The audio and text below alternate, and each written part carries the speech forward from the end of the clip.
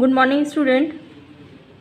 इसके पहले वीडियो में आप लोगों ने जयशंकर प्रसाद का पुनर्मिलन शुरू किया गया था, जिसमें का कुछ अंश आप लोगों ने पढ़ा था। उसके आगे का अंश आज हम लोग पढ़ेंगे इस वीडियो में। तो देखिए, सहसा धधकी बेदी ज्वाला मंडप आलोकित करती, कामायनी देख पाई कुछ, पहुँची उस तक डग भरती, और वहीं मनु घायल सचमुच, तो क्या सच्चा स्वप्न रहा। आह प्राण प्रिय, क्या यह तुम यूं घुला हृदय बन नीर बहा। सहसा धधकी बेदी ज्वाला, जहाँ श्रद्धा और ईड़ा का आपस में वार्तालाप चल रहा था। ईड़ा श्रद्धा का परिचय जानना चाह रही थी कि यह बावली सी स्त्री किसे ढूंढते हुए फिर रही है।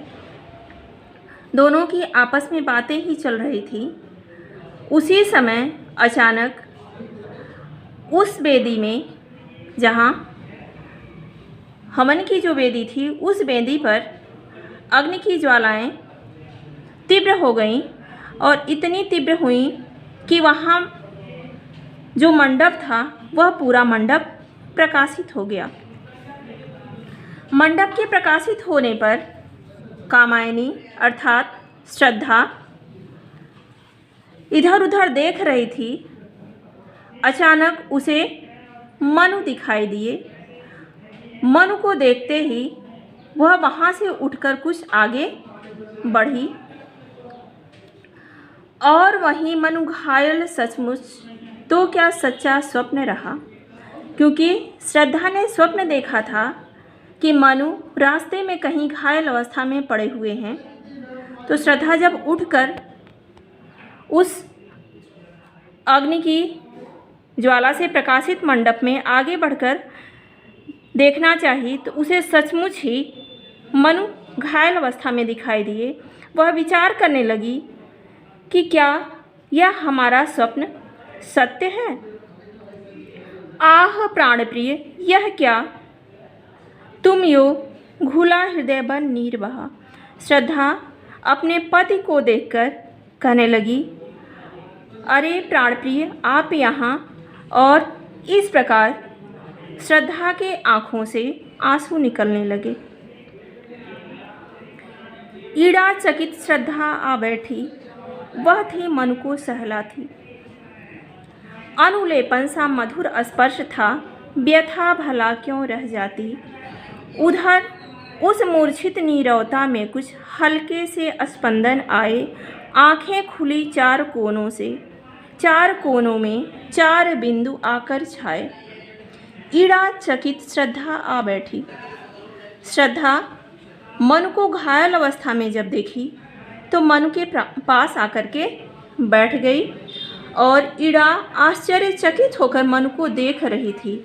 श्रद्धा अपने पति मनु को सहला रही थी और ईड़ा आश्चर्यचकित होकर के मनु को देख रही थी। श्रद्धा का सहलाना एक दवा का काम कर रहा था।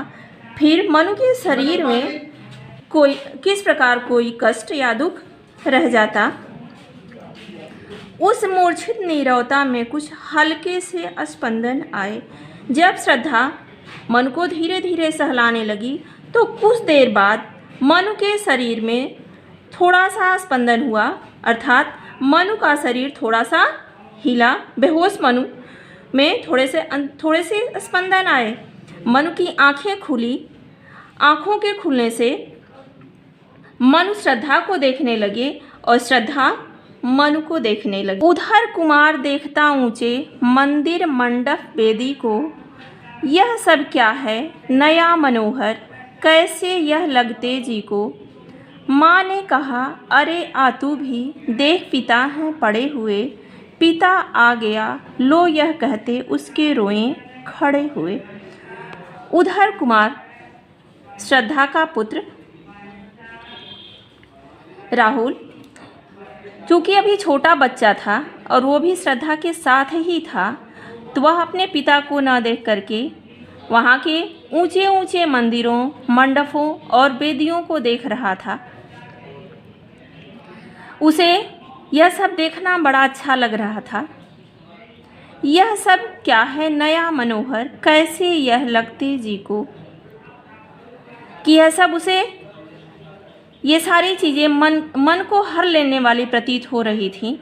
उसी समय श्रद्धा ने अपने पुत्र राहुल से कहा कि अरे पुत्र, तुम भी आओ, देखो यहाँ तुम्हारे पिता किस प्रकार पड़े हुए हैं। पुत्र ने कहा, पिता अब मैं यहाँ आ गया। यह कहते हुए उसके रोएं खड़े हो गए, अर्थात उसके शरीर में रोमांच उत्पन्न हो गया और वह अपने पिता के पास आ गया। इस प्रकार पुत्र, माँ और पिता तीनों एक साथ हो गए। माँ जल्दे कुछ प्यासे होंगे, क्या बैठी कर रही यहाँ। मुखर हो गया सूना मंडप, यह सजीवता रही कहाँ। पुत्र ने कहा कि हे माँ, पिताजी प्यासे होंगे, इन्हें जल की आवश्यकता है और आप यहाँ बैठी हुई क्या कर रही हैं, इन्हें कुछ जल पिलाइए। पुत्र के इस प्रकार कहने से जो मंडप बिल्कुल सूना था, नीरवता छाई हुई थी, जहाँ पर किसी प्रकार की कोई आवाज़ नहीं आ रही थी, उस बच्चे के आवाज़ से ही वहाँ सजीवता उत्पन्न हो गई। आत्मीयता घुली उस घर में छोटा सा परिवार बना। माँ, बेटे और पिता के मिल जाने से ऐसा प्रतीत हुआ कि वहाँ एक छोटा सा परिवार बन गया है। सभी एक दूसरे के प्रेम में बंधे हुए हैं। छाया एक मधुर स्वर उस पर श्रद्धा का संगीत बना और एक उस छोटे से परिवार में एक मधुर स्वर सा छा गया है, जिसमें श्रद्धा अपने पूरे परिवार के साथ संगीत के रूप में एकत्रित कर ली है। आज हम जयशंकर प्रसाद के इस पुनर्मिलन कविता को यहीं समाप्त करते हैं। आपके सिलेबस में यहीं तक इस कविता में था।